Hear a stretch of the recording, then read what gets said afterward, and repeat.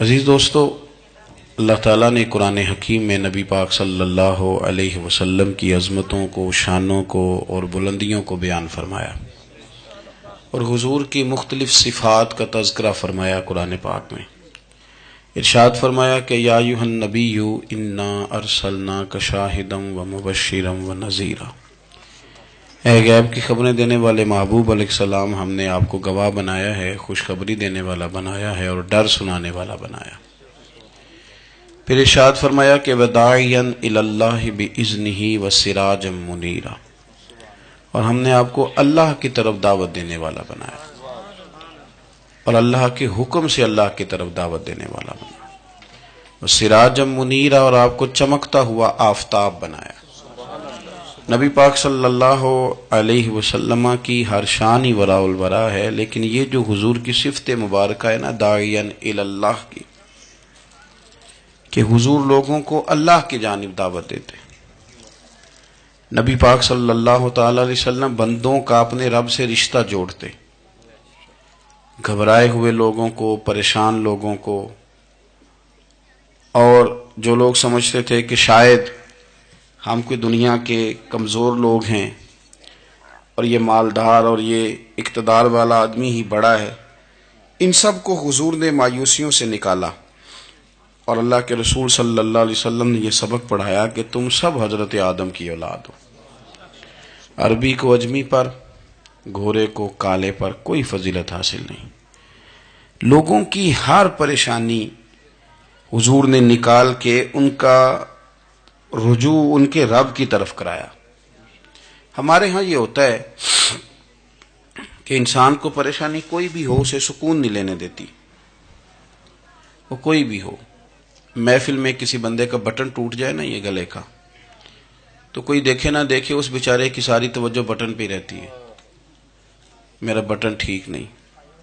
کسی بندے نے کپڑے صاف نہ پہنے ہوں تو آپ اس شخص سے کہیں کہ تجھے کچھ لوگ ملنا چاہتے ہیں، تو وہ اگرچہ اس کے پاس پی ایچ ڈی کی ڈگری ہے، ڈھیر سارا مال ہے، وزادار ہے، صاحب عزت ہے، لیکن وہ کہتے یار میرے کپڑے نہیں ٹھیک، تو میں کوفت محسوس کر رہا ہوں، ذرا میں اپنے آپ کو تھوڑا سا نہا دھو لوں، فریش کر لوں، پھر میں چلتا ہوں۔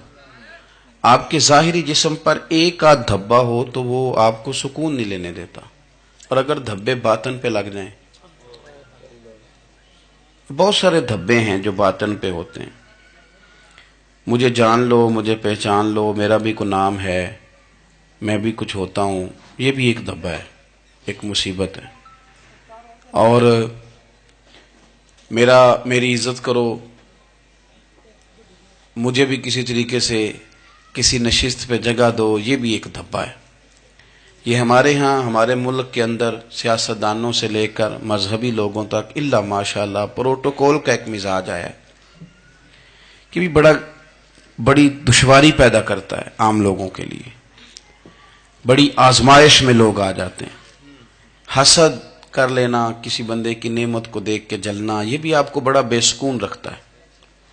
تکبر کرنا کہ میں کوئی چیز ہوں اور باقی کو تھوڑے سے مجھ سے چھوٹے ہیں، یہ سارے دھبے، یہ ساری نقصان کی چیزیں۔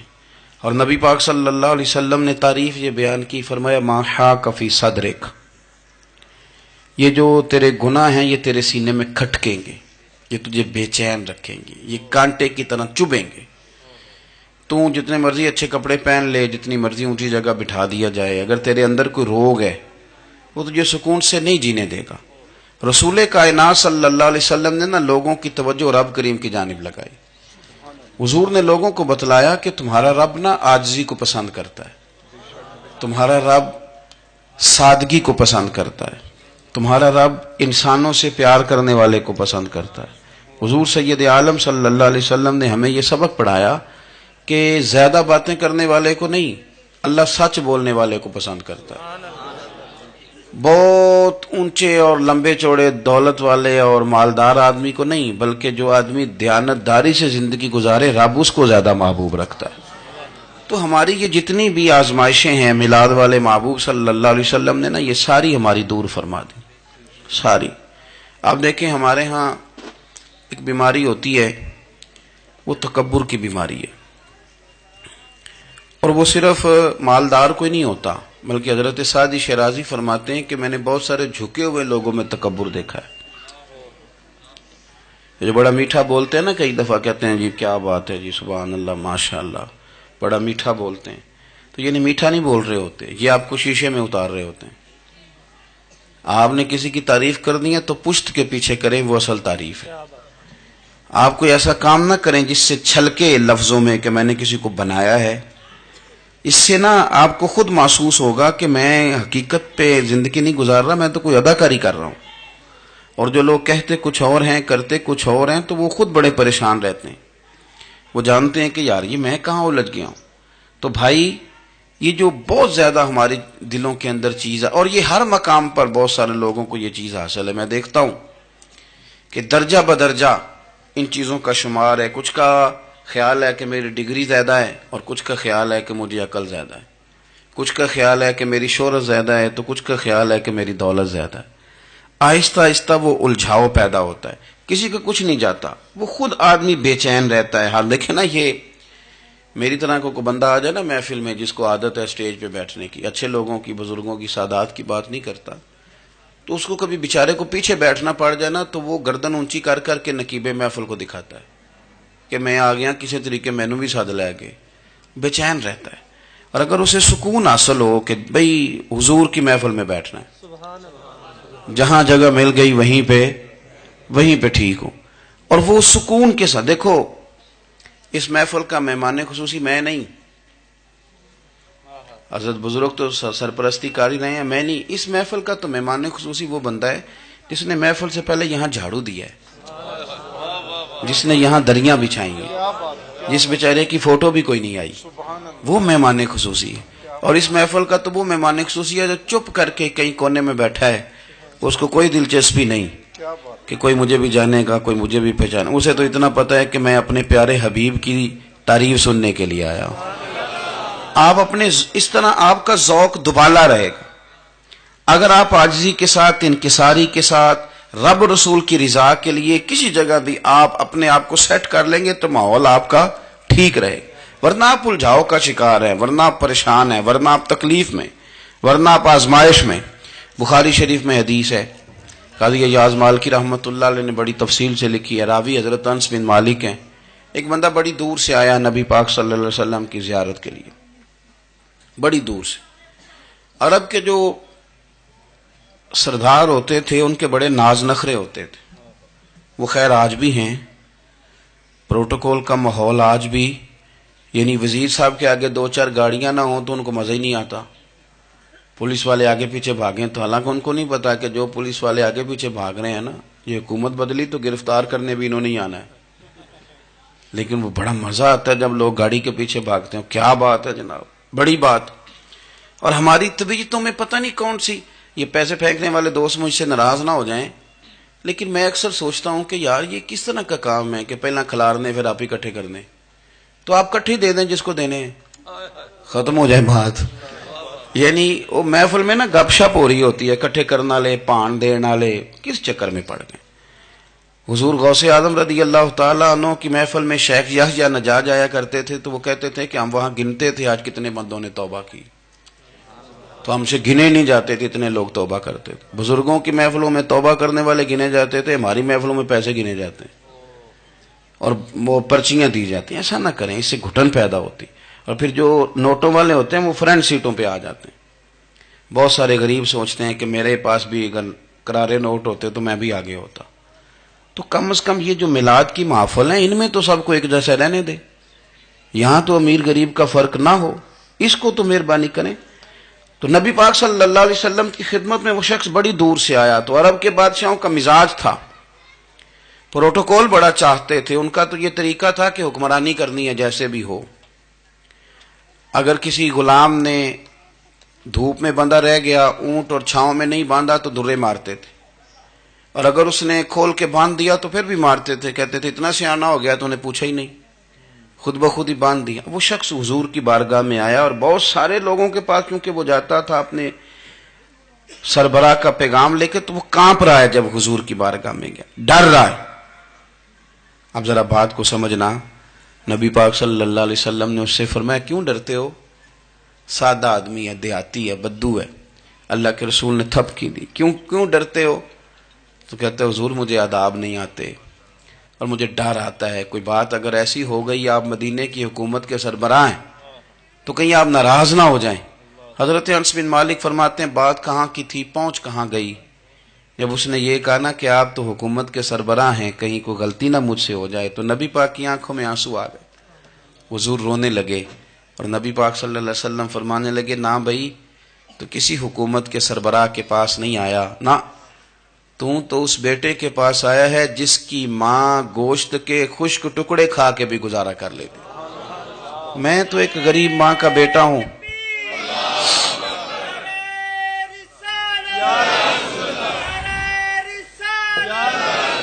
بھائی اگر آپ کا یہ ذوق بن جائے، دیکھو نا آج تو لوگ بھول جاتے ہیں نا، کپڑے بدل لیتے ہیں تو وہ سمجھتے ہیں کہ شاید سارا کچھ ہی بدل گیا.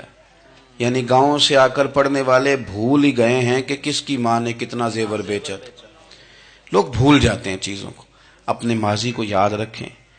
آپ لوگوں کے ساتھ پیار کریں، آپ لوگوں کو موقع دیں، آپ تھوڑی سی اور کوشش کریں اس شخص تک جانے کی جو آپ کو مایوس نظر آ رہا ہے، پریشان نظر آ رہا ہے.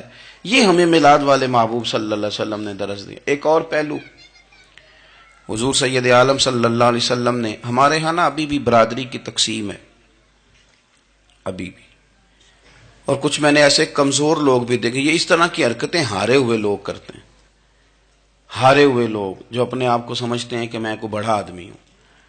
بڑا آدمی تو اپنے اخلاق سے ہوتا ہے، اپنے کردار سے ہوتا ہے، اپنی سخاوت سے ہوتا ہے، لوگوں سے پیار کرنے سے ہوتا ہے. باقی یہ کہ بیٹھ کے کہانی سنانا کہ میں بڑا کچھ کرتا ہوں، تو جو کچھ کرتا ہوتا ہے اسے سنانے کی کوئی ضرورت ہے.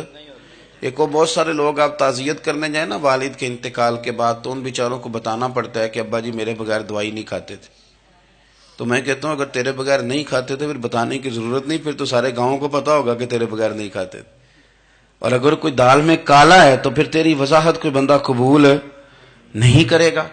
تو آپ کو بتانا کیوں پڑ رہا ہے اور آپ بار بار اس بات کا ذکر کیوں کر رہے ہیں کہ ہم بہت بڑے قبیلے کے ہیں؟ صاحب اگر آپ بڑے قبیلے کے ہیں تو پتا ہوگا سارے علاقے کو آپ کتنا لوگوں کا خیال کرتے ہیں، آپ کس قدر محبت کرتے ہیں، آپ کا انداز کریمانہ کس طرح کا. پھر آپ کو بتانے کی کوئی ضرورت نہیں ہوتی، پھر خود بخود خبر ہوتی ہے. حضرت سیدنا ابو ذر غفاری رضی اللہ تعالیٰ عنہ، قبیلہ بنو غفار ایک بڑی شاخ تھی قبیلوں میں سے. جو لوگ اس زمانے میں مالدار قبیلوں سے تعلق رکھتے تھے ان میں سے ایک بڑا نام تھا. ساری زندگی چودراہٹ کی، لیکن میلاد ایک انقلاب کا نام ہے. میں میلاد منانے والے دوستوں سے گزارش کرتا ہوں کہ آپ ہر سال میلاد منائیں اور ہر سال میلاد کے بعد آپ تھوڑے بدل بھی جائیں، یعنی تھوڑے سے بدل جائیں. کچھ لوگ کہیں یار یہ داڑھی میں نے نا 12 ربیع الاول والے دن رکھی تھی، یہ میری میلاد والی داڑھی ہے. اور داڑھی رکھیں بھی نبی پاک کی مرضی کی. کس کی مرضی کی؟ نہ ناراض ہو جائے میں ٹور چلا بس. کس مرضی کی جی؟ اپنی مرضی کے نہیں. داڑھی کا وزن کو نہیں ہوتا کہ پوری مٹھی رکھیں گے تو آپ کو کوئی دقت ہوگی، کوئی وزن نہیں. پوری رکھیں، جو حضور کا طریقہ مبارکہ ہے جو ہمیں ملتا ہے اس پر آپ توجہ فرمائیں. تو میں جو بات عرض کرنے جا رہا ہوں وہ میلاد انقلاب ہے. حضور سید عالم صلی اللہ علیہ وسلم کی بارگاہ میں آنے سے پہلے لوگ کچھ اور ہوتے تھے اور یہاں سے ہو کے جاتے تھے تو پھر ان میں تبدیلی آتی تھی. میں سارا دن کرامتیں سناؤں نا کسی کو اپنے پیر صاحب کی اور اپنے گھر میں بھی کہ میرے حضرت بڑے، میرے استاد بڑے، لیکن بیوی کے ساتھ اگر میں ترش لہجے میں بات کروں گا تو وہ کہے گی اے سکھاندے نے تینوں پیر صاحب. دوست کہیں گے یہ سکھاتے ہیں آپ. تو آپ کی کہانیاں نہیں چلتی، آپ کا کردار چلتا ہے. حضرت ابو ذر غفاری رضی اللہ تعالیٰ عنہ فرماتے ہیں چونکہ میں چودھری تھا، سیدنا بلال حبشی رضی اللہ تعالیٰ عنہ کے پاس میں بیٹھا تھا. کسی بات میں بات آگے بڑھی اور بڑھتے بڑھتے بات شکرنجی تک چلی گئی. رائے کے اختلاف نے باتوں میں تلخی پیدا کر دی اور جب تھوڑے لفظ اور تیز ہوئے تو میں نے انہیں کہہ دیا چپ کر، تو ابشن کا بیٹا ہے. کس کے بیٹے تھے حضرت بلال؟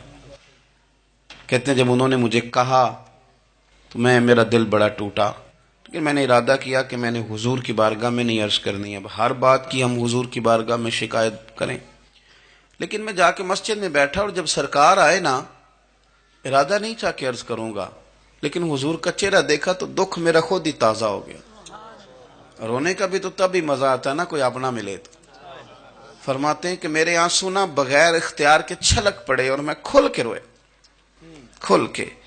قربان جاؤں محبوب کے بھی حضور نے پاس نہیں بلایا بلکہ نبی پاک اٹھ کے خود میرے پاس آئے اور مجھے کندھوں سے پکڑ کے سینے سے لگایا, اور جب میں کھل کے رو لیا تو حضور میرے آنسو پوچھنے لگے.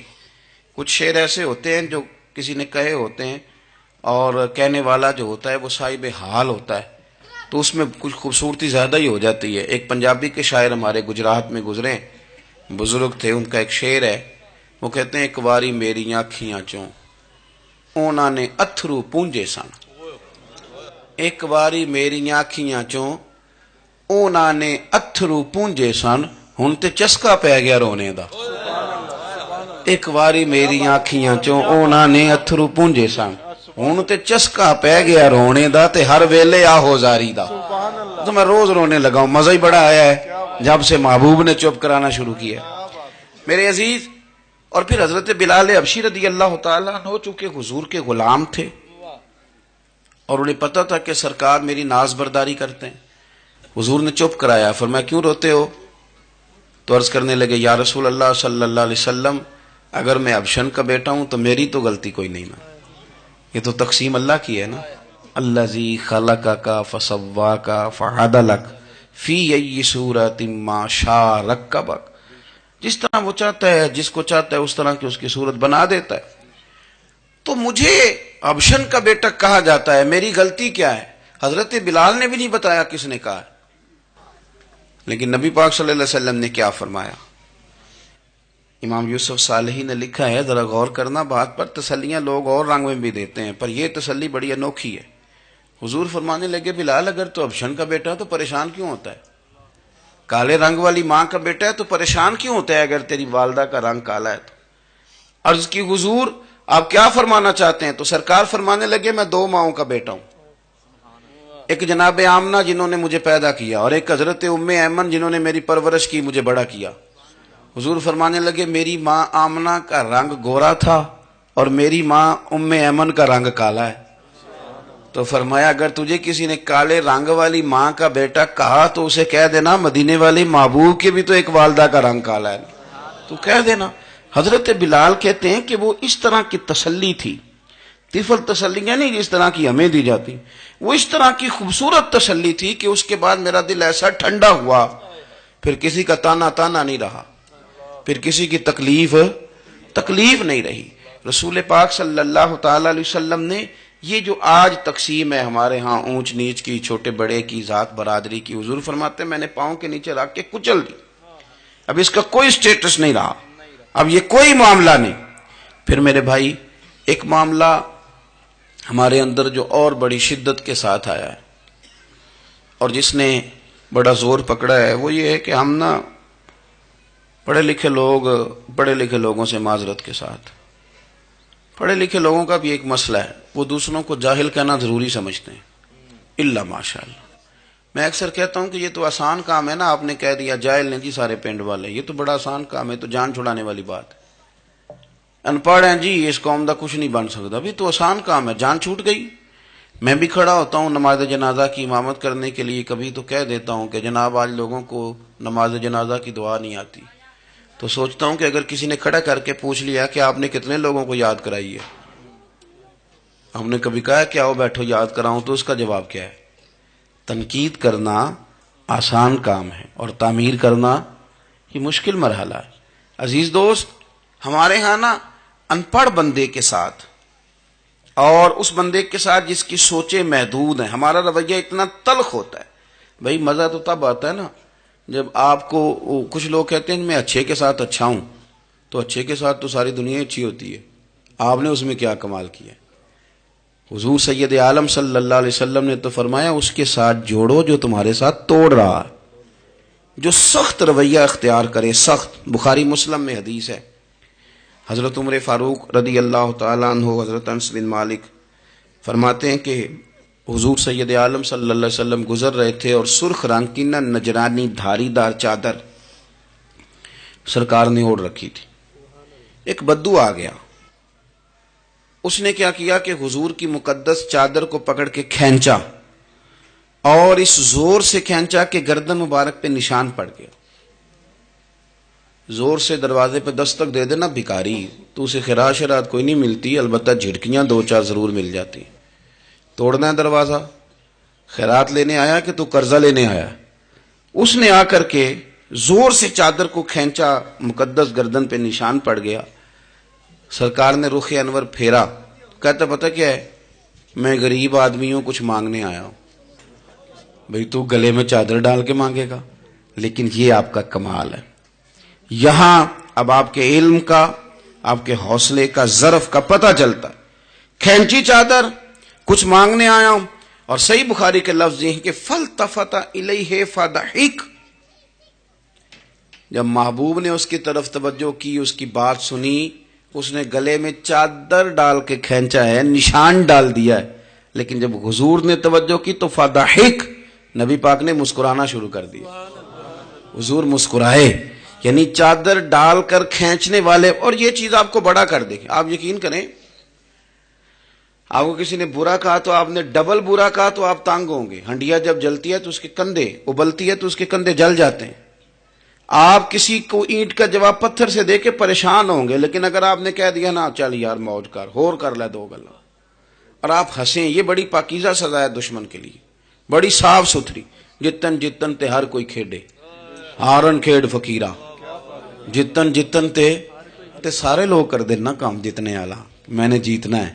تو درویش کہتے ہیں جتن جتن تے ہر کوئی کھیڈے، تو ہارن کھیڈ فقیرہ، اوے جتن دا مل کوڈی پیندائی، ہارن دا مل ہیرا، ہارن دا مل ہیرا۔ کبھی کبھی ارادہ کریں چل کوئی بات نہیں، کر لے یار، پھر کیا ہے۔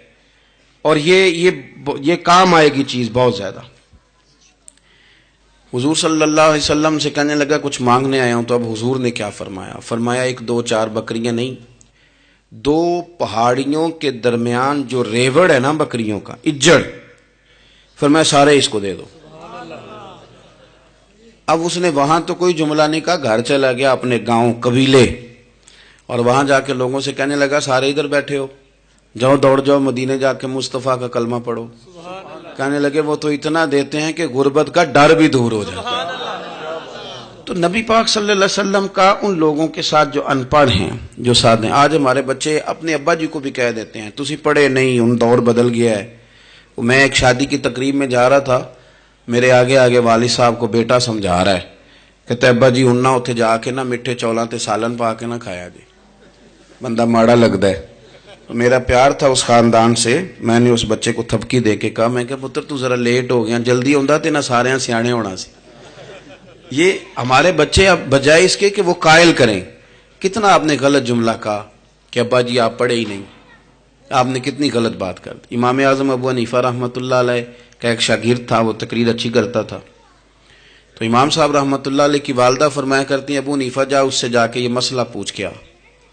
تو امام صاحب فرماتے ہیں اماں میں نہ بتا دوں، تو اماں کہتی تو تے بچہ تینوں کی پتا ہوئے، حالانکہ وہ شاگرد ہے۔ تو امام صاحب پھر اس کے پاس جاتے، اس کو جا کہتے اس سوال کا جواب، تو کہتا استاد جی مجھے کیا پتا ہے، آپ کو پتا ہے ان مسئلوں کا؟ تو آپ فرماتے یہ میں پہلے تجھے بتاتا ہوں اس کا جواب، پھر تو مجھے بتا، اور پھر میں تیرا نام لے کے اپنی اماں کو مطمئن کروں گا۔ اس لیے کہ ماں باپ کو دلائل نہیں دیے جاتے، انہیں راضی کیا جاتا ہے۔ اور میں بچوں سے گزارش کروں گا ابا جی کو پیسے بھی دیں، اماں جی کے وہ کپڑے بھی لے کے دیں، لیکن ضروری یہ ہے کہ ان کو وقت دیں، ان کے پاس بیٹھیں، ان سے مشورہ کریں، ان کو آپ کے وقت کی ضرورت ہے۔ بڑھاپے میں اس طرح کا ماحول نہ بنا دیں کہ وہ ایک کونے میں بیٹھے ہیں، کوئی پوچھتا ہی نہیں، اس طرح نہ کریں۔ ہم تو اس طرح والدین سے رویہ کرتے ہیں جیسے MBBS ڈاکٹر رات کو وارڈ میں آتا ہے اور دو تین اس کے ساتھ سٹاف کے لوگ ہوتے ہیں، اور وہ کہتا ہے دوائی کھا لی ہے، طبیعت اب کیسی ہے، بلڈ پریشر ٹھیک ہے، یہ میں نے دوائی بدل دی ہے۔ یہ کیا رویہ ہو؟ آپ ان کو وقت دیں۔ وہ جس طرح آپ چھوٹے تھے تو وہ لاڈ لڑاتے تھے، پیار کرتے تھے، آپ بھی تھوڑا قریب بیٹھیں، اور آپ دیکھیں آپ کو اللہ تعالیٰ اس کی برکت سے کتنی رحمتیں عطا فرماتے۔ تو کسی کو جاہل کہنا، ان پڑھ کہہ دینا۔ ایک حدیث اور سن لیں، بات کو ختم کرتا ہوں۔ اس کو قاضی ایاز رحمۃ اللہ علیہ نے شفا شریف میں لکھا ہے، ایک بدو حضور کی بارگاہ میں آیا اور اس نے آ کے کچھ مانگا، اللہ کے پیارے حبیب صلی اللہ علیہ وسلم کی بارگاہ میں مانگا جہاں ایک مانگنے پر دریا بہا دیے جاتے ہیں۔ دریا بہا دیے ہیں، در بے بہا دیے. یہ در الگ ہے اور بے بہا الگ ہے. پھر یہ شعر صحیح سمجھ میں آئے گا آپ. تو حضور سید عالم صلی اللہ علیہ وسلم تو جس کو دیتے تھے پھر اس کی کئی نسلیں کھاتی تھی، ختم نہیں ہوتا تھا. اس نے بھی کچھ مانگا، حضور نے کچھ دیا، لیکن ابھی اسے آداب نہیں نہ آتے تھے. پہلے آداب سکھائیں پھر کسی کو بے ادب کہیں، لیکن بغیر آداب سکھائے لوگ لوگوں کو بے ادب کہہ دیتے. یہ انداز ٹھیک نہیں. اس نے کچھ مانگا، حضور نے دیا. چونکہ آداب نہیں آتے تھے، نہ آشنا تھا، تو کہنے لگا معاذ اللہ ثم معاذ اللہ نقل کفر کفر نہ باشد. کہنے لگا میں تو بڑی تعریف سن کے آیا تھا، آپ نے تو کچھ بھی نہیں دیا. حضرت عمر فاروق نے تلوار نکال لی، فرمایا اس بے ادب کی گردن اڑاؤں گا. حضور نے فرمایا عمر ٹھہر جا ذرا، جلدی نہ کر.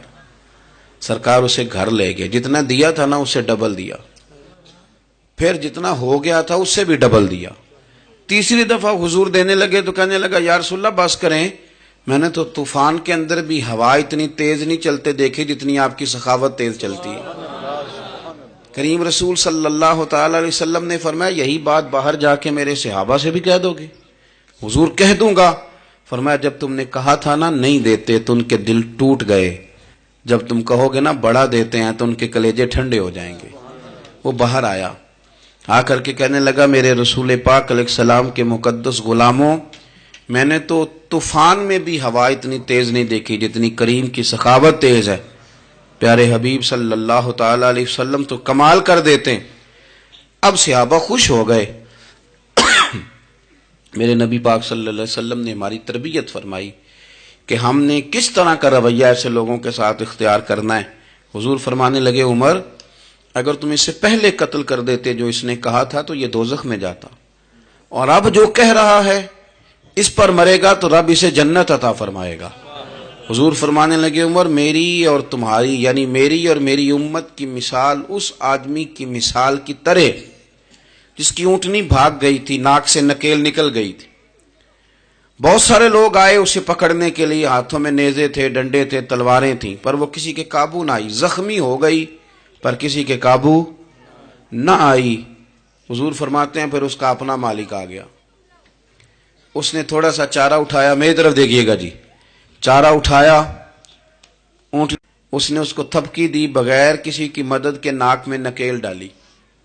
پھر اونٹنی پر سوار ہوا اور کہنے لگا لوگوں تم نے میرے جانور کو بڑی تکلیف دی، اونٹنی میری ہے، اسے سنبھالنے کا طریقہ بھی مجھے ہی آتا ہے. گویا حضور فرما رہے ہیں عمر یہ امت میری ہے تو اسے کس طرح سنبھالنا ہے یہ طریقہ بھی مجھے ہی آتا ہے. ان کی کہاں کس بنیاد پر کس رنگ میں تربیت کرنی ہے یہ میں جانتا ہوں. ہمیں اگر ہماری زندگی انصاف والی ہو، عاجزی والی ہو، اطمینان والی ہو، عاجزی بھی دل کا نام ہے، اطمینان بھی دل کا نام ہے. بہت سارے گردنیں جھکانے والے بھی عاجز نہیں ہوتے. اپنے دل سے تہیہ کر لیں کہ میں کسی شخص کو بھی اپنے سے چھوٹا نہیں جانتا، کمزور نہیں جانتا. میں کسی شخص کے بارے میں بھی یہ رویہ نہیں رکھتا کہ یہ کوئی برا ہے. اگر کہیں ضرورت پڑے تو کسی کی اصلاح کریں. اگر وہ اصلاح قبول نہ کرے اور آپ کو محسوس ہو کہ یہ معاملہ آپ کے بس میں نہیں تو پھر بھی اس کے لیے دعا کریں. کسی کونے میں جا کر کے تنقید کرنے کی اجازت نہیں ہے. اپنے آپ کو سمیٹیں، سوچوں کو بکھرنے سے سمیٹیں، اچھا سوچا کریں. جو لوگ اچھا سوچتے ہیں وہ صحت مند رہتے، ان کی سوچیں تازہ رہتی. آپ ہر ایک کے بارے میں خیر کا رویہ اختیار کریں اور مثبت پہلو تلاش کریں. آپ مثبت پہلو، ہر وقت تنقید کرنا. میں ایک محفل میں بیٹھا تھا، بات میری ختم ہو گئی تو ایک نعت خواں نے بڑا اچھا شعر پڑھا. ہم بڑی اس بات کی تردید کرتے رہتے ہیں کہ یہ طے کر کے اور پیسے لے کے اور یہ نہیں کرنی چاہیے چیزیں، لیکن یہ کہ یہ غلطی کس کی ہے؟ یہ اس عوام کی غلطی ہے جو ریٹ بناتی ہے، چیزیں خریدتی ہے. جو چیزیں آپ خریدیں گے نہیں بکیں گی بھی نہیں مارکیٹ میں. آپ خریدتے ہیں تو کوئی بکتا ہے نا. میری بات کی سمجھ آ رہی ہے؟ تو ہم یہ سارا کچھ ڈال دیتے ہیں. اب کیا ہوتا ہے کہ اتنی سونی محفل سجی ہوئی ہے لیکن اس میں بیٹھ کر لوگ حضور کی تعریف سننے کی بجائے یہ کہہ رہے ہیں اس نے 40,000 لیا ہے. تو آپ یہ اندازہ کریں کہ وہ جو بات ہمیں اس وقت مدینہ شریف لے کے جاتی، ہمارا عشق رسول تازہ کرتی، تو ہم نے وہاں کیا گھٹن پیدا کر دی یہ کہانیاں چھیڑ کے. کیوں دیتے ہیں آپ پیسے؟ کیوں اس طرح کے ریٹ آپ بناتے ہیں؟ پہلے آپ بناتے ہیں پھر اس کے بعد آپ تنقید کرتے ہیں. اب دیکھیں میں بھی بیٹھا تھا تو اس نے بڑا خوبصورت شعر پڑھا اور بڑی مزیدار بات کی, بڑا مزہ آیا. تو میں نے ساتھ والے سے کہا یار آج بڑے دنوں کے بعد سرور آیا. تو کہنے لگا نہیں 40,000 لے آ جائے. میں انہوں کہا تو 10 منٹ کھلو جانا سی, مزہ تو لینے دیتا. اور پھر میں نے اسے کہا کہ یار بات سنو, کیوں دیتے ہو 40,000, اور اگر اس نے لیا بھی ہے نا تو آج جتنا مزہ آیا نا میرے خیال میں نا اس کا 40 نہیں 80 بنتا ہے. دیکھو نا اس نے ہمیں پہنچا کہاں دیا ہے.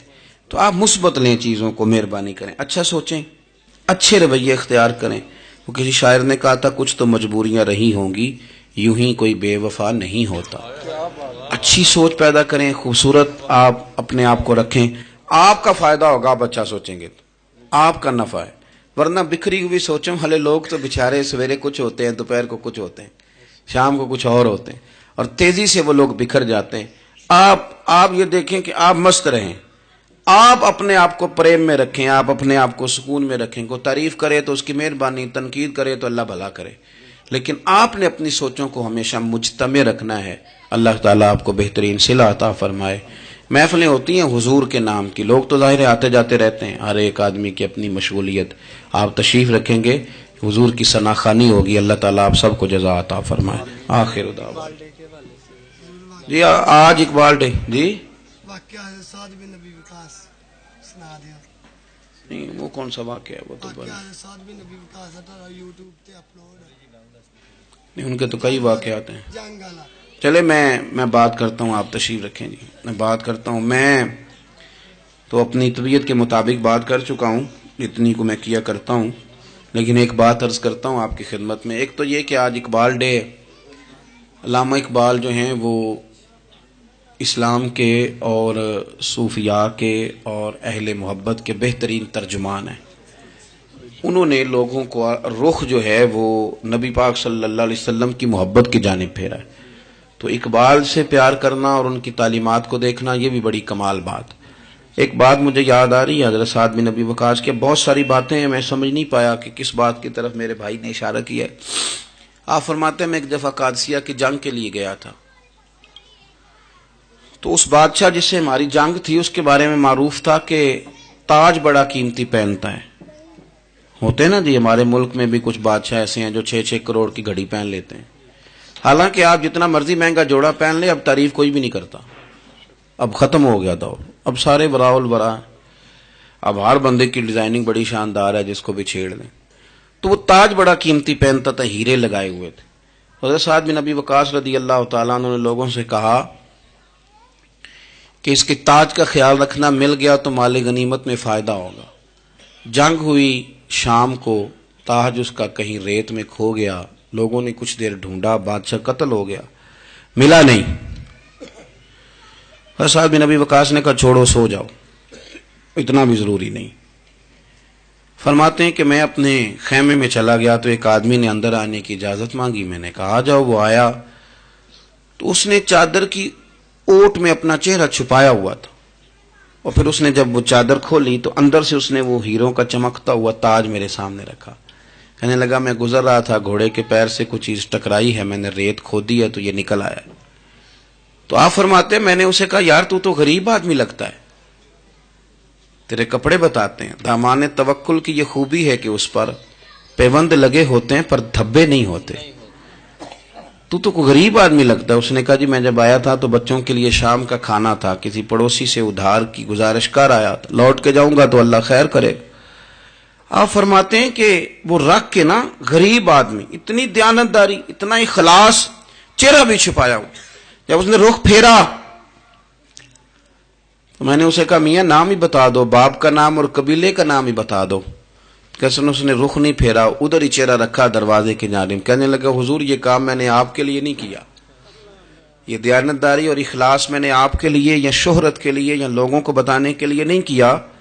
جس رب و رسول کے لیے میں نے یہ کام کیا ہے نا, وہ میرا نام بھی جانتے ہیں, باپ کا نام بھی جانتے ہیں اور قبیلہ بھی جانتے ہیں, انہیں پتا ہے میں نے اللہ کی رضا کے لیے کیا ہے. تو جن کے لیے کیا ہے انہیں میری اس بات کی خبر ہے. اس لیے حضور نے فرمایا کہ اللہ نہ تمہاری جیب دیکھتا ہے نہ چہرہ دیکھتا ہے, وَلَٰكِن يَنْظُرُ إِلَىٰ قُلُوبِكُمْ, وہ جب دیکھتا ہے تمہارے دل دیکھتا ہے. تو اس پر توجہ رکھیں, یہ صاف ستھرا رہے تو بڑے سارے کام بن جاتے ہیں. اللہ عمل کی توفیق رفیق عطا فرمائے. آخر دعوانا الحمدللہ رب